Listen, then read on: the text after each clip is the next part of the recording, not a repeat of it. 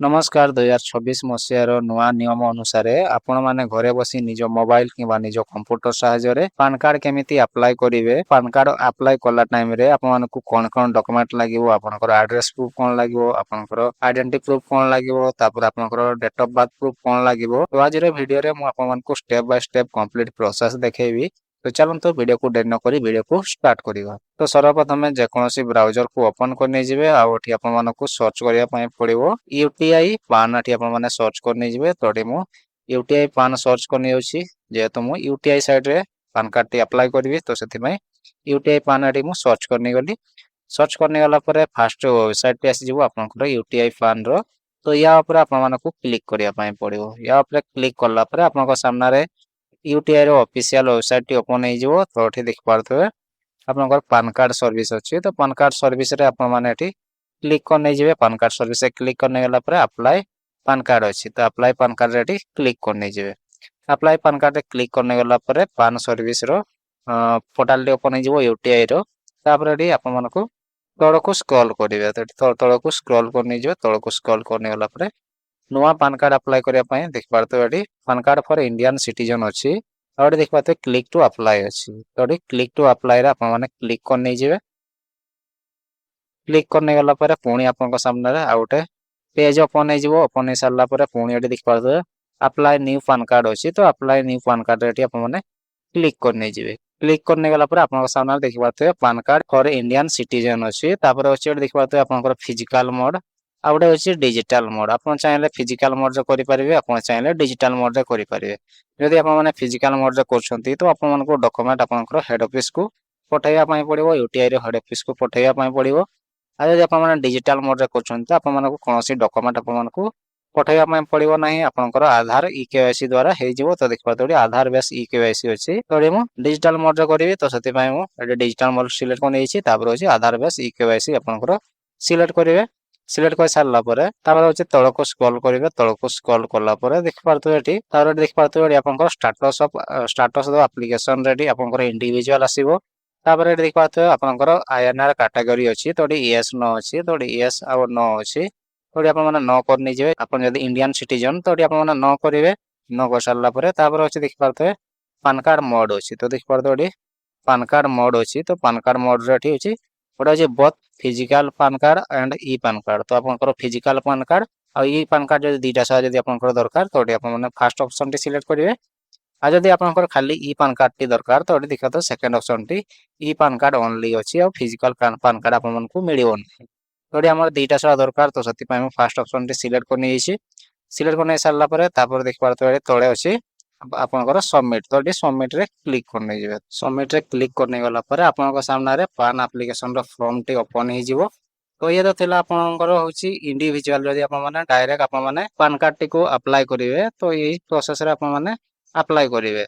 आ जदि आपनकर पाखरे सीएससी आईडी अछि तो सीएससी आईडी रे मध्ये एही फॉर्म टी ही ओपन हबो। तो मु सीएससी आईडी रे केमिति करिवे ता मध्ये देखा दउछि। तापर होछि दीटा सारा फॉर्म आपन माने कर सेम अछि किछि डिफरेंट नै। आपन माने गोटे प्रोसेस रे ही आपन सीएससी आईडी द्वारा करि पारे आ बिना सीएससी आईडी द्वारा मध्ये सेही गोटे प्रोसेस रे ही करि पारे। तो चलନ୍ତୁ मु देखौछि सीएससी आईडी द्वारा आपन माने केमिति अप्लाई करिवे। तो मु मोर सीएससी आईडी देके लॉगिन करने छी। लॉगिन करने सारला परे देख पारथबे आपन सामने एते बहुत सारा ऑप्शन मिलि जिवो। तो देख पारथबे अप्लाई न्यू पान अछि। अप्लाई न्यू पान रे आपन मानको एप्लीकेशन फॉर न्यू पान अछि। तो या ऊपर आपन मानको क्लिक करिया पय पड़िवो जदि आपन माने सीएससी आईडी देखरि करछंती। आ जदि आपन मानको सीएससी आईडी नाही तो देख पारथबे बिना सीएससी रे भी सेही फॉर्म टी आसुची। आ जदि आपन माने सीएससी आईडी देखि करिवे मध्ये सेही फॉर्म टी आसीबो। तो आपन माने फिजिकल मोड डिजिटल मोड ए सब आपन माने सिलेक्ट करने जेवे। पूर्वर मु जेमति बतैल तो सही सेम अछि। फॉर्म टी गोटे फॉर्म ही अछि। आपनकर किछि डिफरेंट नै। तापर आपन मानको सब डिटेल्स दे साला परे सबमिट रे क्लिक करिया पय पड़िवो। सबमिट रे क्लिक करला परे आपन सामने देख पारथबे एडी पान एप्लीकेशन रो फॉर्म टी ओपन हे जिवो। ओपन हे सारला परे तापर एडी आपनकर पर्सनल इन्फॉर्मेशन देबा पय पड़िवो। तो प्रथमे फर्स्ट नेम दे देबे। तापर जदि आपनकर मिडिल नेम अछि तो मिडिल नेम दे देबे। तापर होछि आपनकर लास्ट नेम टी देबा पय पड़िवो। आ एडी आपनकर मेल फीमेल एडी आपन माने दे देबे। तापर एडी आपनकर डेट ऑफ बर्थ टी देबे। आपनकर आधार कार्ड किबा आपनकर वोटर कार्ड रे जोंटा डेट ऑफ बर्थ टी अछि सेही डेट ऑफ बर्थ टी देबा पय पड़िवो। तो आपनकर जो एक्चुअल डेट ऑफ बर्थ टी सेटा दे देबे। डेट ऑफ बर्थ दे सारा पर एटी आपनकर तो एटी आपनकर आधार नंबर टी देदेबे री एंटर करके आपन माने पुणी थरे आधार नंबर टी देदेबे आधार नंबर दे सारा पर आधार कार्ड रे आपनकर को नाम टी अछि से नाम टी एटी आपन मानकु देबा पई पड़िबो तो से नाम टी आपनकर आधार कार्ड रे जो नाम टी मेंशन अछि से नाम टी देदेबे आधार कार्ड नाम टी दे सारा पर तापर नेक्स्ट स्टेप रे क्लिक करिया पई पड़िबो नेक्स्ट स्टेप रे क्लिक करला पर देखबाते passport number is mandatory non resident जदि आपन माने रेसिडेंट एटी सिलेक्ट करनांती तो देखिया देउछि मु तो देखा रेसिडेंशियल स्टाटस रेडी आपण मानकु रेसिडेंट एडी सिलेक्ट करिया पई पड़िबो जदि रेसिडेंट जदि नॉन रेसिडेंट जदि सिलेक्ट करछंती तो आपण मानकु पासपोर्ट नंबर देबा पई पड़िबो तो एडी आपण माने रेसिडेंट सिलेक्ट कर नै जिवे रेसिडेंट सिलेक्ट कर नै सरला पर तळको स्क्रॉल करिवे तळको स्क्रॉल करला पर नेक्स्ट स्टेप रेडी आपण मानकु क्लिक करिया पई पड़िबो तो आपनकर नेक्स्ट स्टेप आसी जिवो तापर एडी देखि पारतो डॉक्यूमेंट तो एडी आपण माने डॉक्यूमेंट रहउची आपनकर आइडेंटिटी प्रूफ आउ आपनकर एड्रेस प्रूफ आधार हि रहिबो आ आपनकर होची डेट ऑफ बर्थ प्रूफ आपण माने बर्थ सर्टिफिकेट तापर होची आपनकर driving licence marriage certificate matriculation certificate आपनकर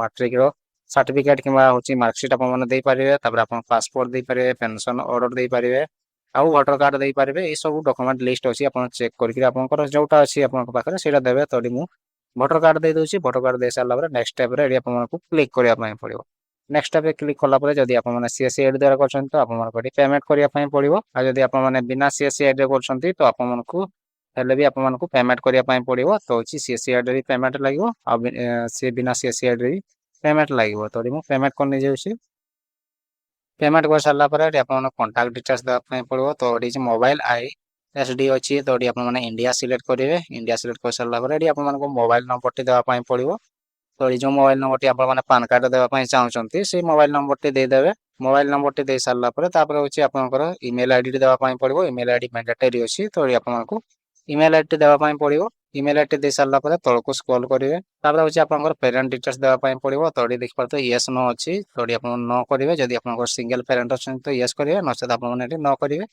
तापर होची आपनकर कार्ड रे को नेम टी प्रिंट हबो सेटा आपण माने देबे फादर की मदर्स नेम सेटा आपण माने सिलेक्ट करिया पई पड़िबो सिलेक्ट कर सारला पर एडी आपनकर फादर नेम टी देबा पई पड़िबो आ एडी आपनकर मदर नेम टी देबा पई पड़िबो तो होची जदि मदर नेम देउ नाथि तो आपनकर नेक्स्ट स्टेप हेबो नाही तो एडी मदर नेम टी दे देबे तो देखि पारतो एडी नेक्स्ट रे क्लिक करला पर देखि पारतो एडी फादर एंड मदर नेम होची कंपलसरी अछि तो एडी मदर नेम टी भी देबा पई पड़िबो तो एडी मदर नेम टी दे दोछि तापर आपण मानको नेक्स्ट स्टेप रे क्लिक करिया पई पड़िबो नेक्स्ट स्टेप रे क्लिक करला पर एडी आपनकर होची ईकेवाईसी करिया पई पड़िबो आपण चाहिले ओटीपी बेस रे ईकेवाईसी करि परिबे नचेत आपण बायोमेट्रिक रे बा आपनकर फिंगर रे देकि ईकेवाईसी करि परिबे तो यांकर आधार कार्ड रे मोबाइल नंबर लिंक अछि तो सते पय ओटीपी बेस रे मु ईकेवाईसी करने अछि तांकर आधार कार्ड रे मोबाइल नंबर न थांता तो होची मु होची बायोमेट्रिक रे करि थांती तो ओटीपी रे क्लिक करने जिवे ओटीपी रे क्लिक करने गला पर आपनकर जो मोबाइल नंबर टी लिंक थिबो आधार रे से मोबाइल नंबर को गोटे ओटीपी जीवो तो से ओटीपी टी को आपण मानको एटे फिल अप करिया पई पड़िबो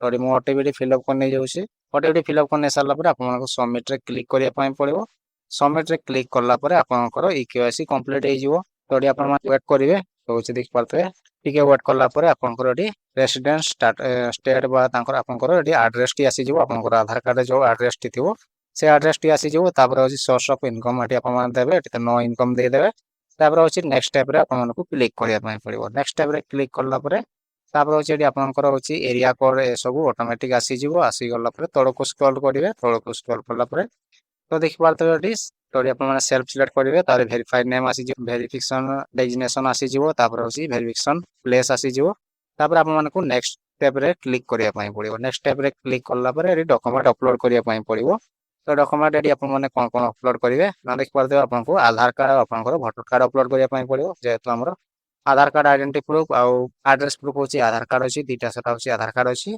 आ ओडी डेट ऑफ बर्थ प्रूफ रे हमें वोटर आईडी सिलेक्ट कराइतला तो सेति पे वोटर आईडी कार्ड टी आ आधार कार्ड टी गोटे पीडीएफ रे अटैच करके हमको देबा पई पड़िबो तै आपण माने स्कैन करी गोटे पीडीएफ रे तो आपनकर आधार कार्ड आ आपण माने डेट ऑफ बर्थ प्रूफ जोटा देबे सेटा को गोटे पीडीएफ रे अटैच करिक आपण मानको एटी अपलोड करिया पई पड़िबो तोडी मु अपलोड करनी जाउछि तापर आपण मानको देखौछि तो चूज फाइल रे क्लिक करिक आपण माने आपनकर आधार कार्ड आ वोटर कार्ड को जो गोटे पीडीएफ रे अटैच करिथिबे तो ताकू आपण मानको एटी अपलोड करिया पई पड़िबो अपलोड करि सारला परे सबमिट रेडी आपण माने क्लिक करने जिवे सबमिट रे क्लिक करला परे आपण मानको डिजिटल सिग्नेचर करिया पई पड़िबो डिजिटल सिग्नेचर आपण माने केमिति करिवे आपनकर आधार कार्ड बा आपनकर आधार नंबर देकरी आपण माने डिजिटल सिग्नेचर करिवे तो आपनकर ଯେତେବେଳେ ସବମିଟ ରେ କ୍ଲିକ୍ କରିବେ ତାପରେ ହେଉଛି ଡିଜିଟାଲ ସିଗ୍ନେଚର ଅଫିସିଆଲ ୱେବସାଇଟ ବି ଓପନ୍ ହେଇଯିବ। ତ ଏଠି ଆପଣମାନେ ୱେଟ୍ କରିବେ କାହିଁକି ନା ଡିଜିଟାଲ ସିଗ୍ନେଚର ଅଫିସିଆଲ ୱେବସାଇଟ ବି ଓପନ୍ ହେବା ପାଇଁ ଟିକେ ଟାଇମ୍ ଲାଗେ।